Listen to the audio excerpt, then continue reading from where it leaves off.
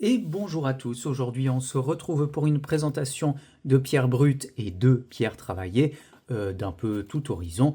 Nous allons voir ça petit à petit. Comme d'habitude en description vous retrouvez tous les liens utiles, que ce soit le lien vers le site pour commander toutes les pierres, le lien vers la chaîne principale qui explique le métier, et pour chaque pierre présentée, un numéro de référence s'affichera juste ici. Vous pourrez cliquer sur ces numéros de référence en description pour aller voir les annonces correspondantes. Si ces liens cliquables ne marchent pas ou ne marchent plus, c'est que ces pierres sont soit déjà vendues, soit déjà réservées. On est parti. Et on commence par une grosse calcite en dents de chien, vendue avec son support, son petit trépied. Les cristaux sont de très bonne dimension, couleur chocolat. J'ai envie de donner ce nom pour la couleur. Une calcite de très bonne dimension, qui reste certes mate, hein, pas de translucidité dans les cristaux, mais très esthétique.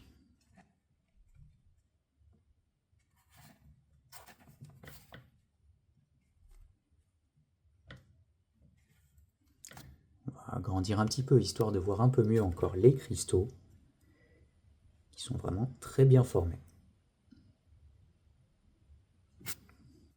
Un quartz fumé vendu avec son petit support.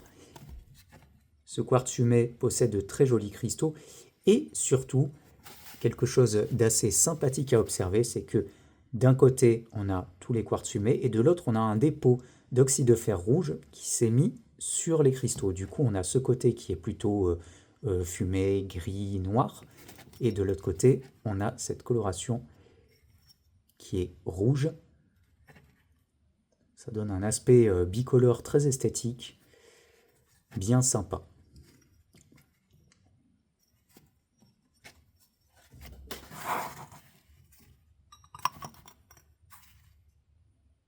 Une eulandite apophilite à inclusion de céladonite. La céladonite va donner cette belle couleur verte. Les cristaux sont observables partout. Très très appréciable à observer.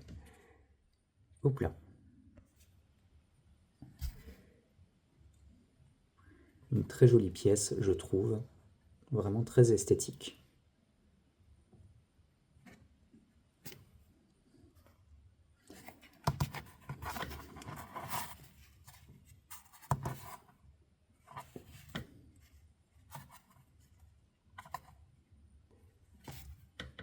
Une apophilite et eulandite à inclusion de céladonite,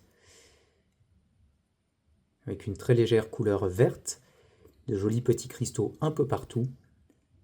À noter que ici ça bouge un petit peu, alors ça tient, hein, mais je préfère le signaler. Chez moi, on signale tout, mais ici, voilà, ça bouge un petit peu, donc évitez de faire tomber la pierre, hein. Mais sinon, la pierre reste quand même très jolie, très esthétique. Et à l'arrière, on peut voir quelques petites géodes prises dans la zéolite.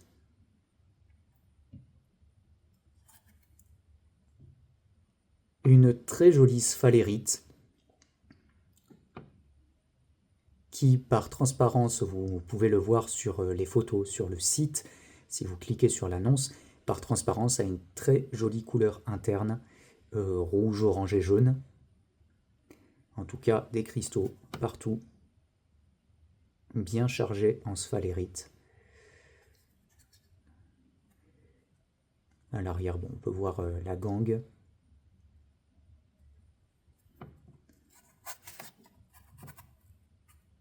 Jolie petite pierre de collection.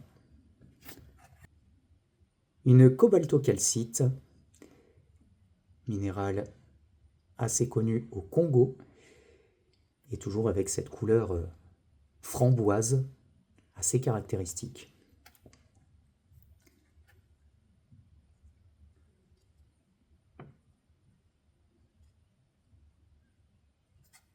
Une pierre qui n'a fait que monter en valeur au fil des années d'ailleurs. Une chalcopyrite et quartz, avec des quartz hérissons, tout mignons.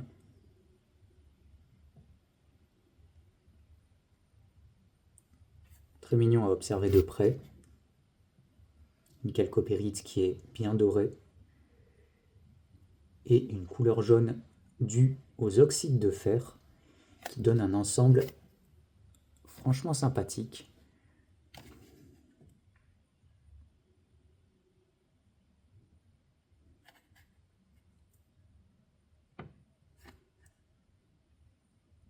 Un béryl bleu-vert.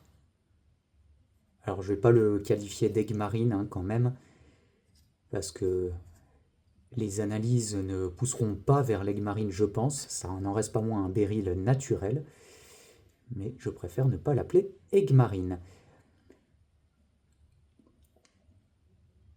En provenance Madagascar.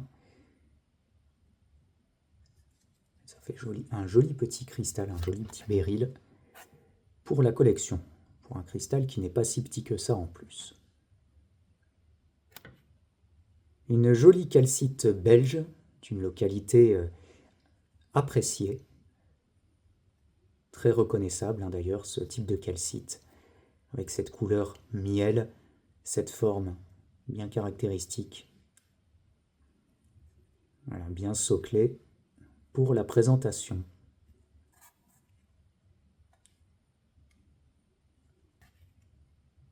Une petite fluorite defonçante, petite mais très bien formée, avec un cœur jaune et des liserés violets.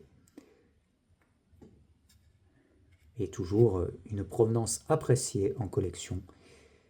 Pour des fluorites françaises, c'est souvent ce qui est recherché. La mine defonçante fait partie des mines les plus cotées, les plus connues, les plus recherchées.